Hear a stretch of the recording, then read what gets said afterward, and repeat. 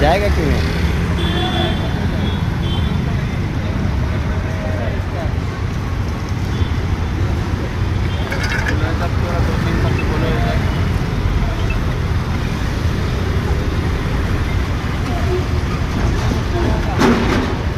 चालू है हाँ?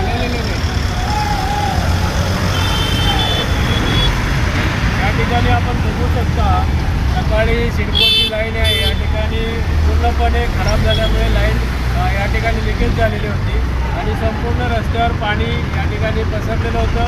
सिडको अधिकारी सन्माननीय चेतन दोरे साहेबांना, गायकवाड शहर अभियंता गायकवाड साहेबांना याची कळवल्यानंतर सिडको अधिकाऱ्याने याची तात्काळ दखल घेतली।